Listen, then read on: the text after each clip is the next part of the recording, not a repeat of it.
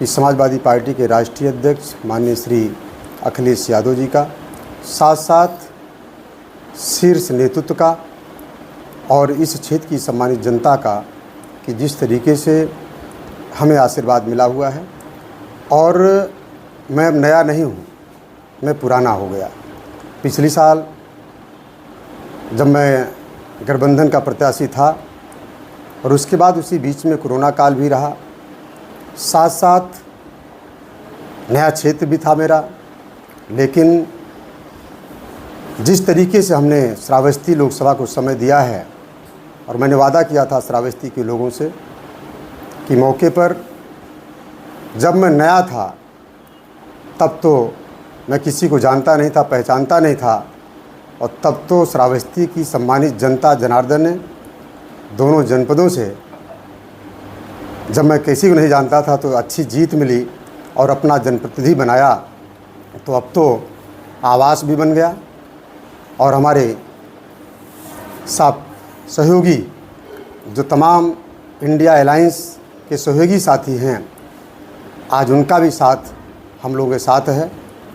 और मैं जहां विरोध की बात हो रही है, विरोध कभी नहीं होता। आप इस बात को जानिए कि इंडिया गठबंधन जिस तरीके से तेज़ी के साथ पूरे प्रदेश में और पूरे देश में इंडिया गठबंधन की आवाज़ सुनाई पड़ रही है, हमें लगता है कि वो दिन दूर नहीं होगा।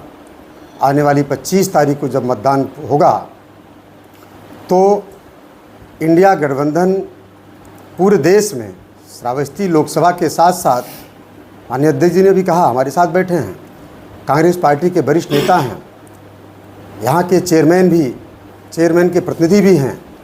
मैंने देखा है कि आपकी अच्छी खासी पकड़ भी है और हमेशा गरीबों के सुख दुख में पहुँचने का काम करते हैं। उसी तरीके से लोकसभा क्षेत्र 5 विधानसभाओं का क्षेत्र होता है और बड़ा क्षेत्र होता है। लेकिन कोरोना काल के बावजूद भी हमने काफ़ी प्रयास किया है, लेकिन श्रावस्ती के विकास के लिए भी कुछ काम करना था। सारा समय भैया हर गांव में हम नहीं पहुंच सकते हैं, बात बिल्कुल सही है। हो सकता हमारे कुछ मित्र विरोध कर रहे होंगे, लेकिन मुझे लगता है कि वही मित्र हमारे घर के होंगे और इंडिया अलायंस के साथ होंगे। आने वाले समय में 25 तारीख को साइकिल पर बटन दबा करके जीतने का काम करेंगे। राम शिरोमणि वर्मा चुनाव नहीं लड़ रहे हैं, श्रावस्ती लोकसभा की जनता चुनाव लड़ रही है और लोकसभा के सम्मान का मामला है। जिस तरीके से आज इंडिया गठबंधन ये संदेश दे रहा है कि आज इंडिया गठबंधन से भारतीय जनता पार्टी चुनाव लड़ रही है।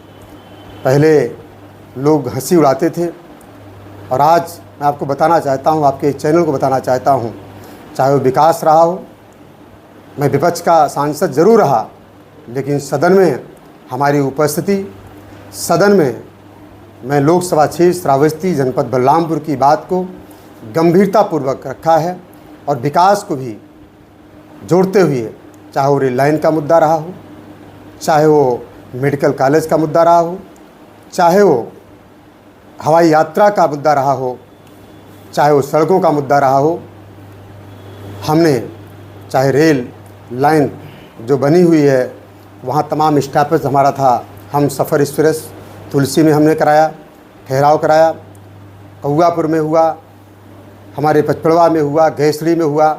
इस तरीके से तमाम एक्सप्रेस गाड़ियों का ठहराव हमने कराया है।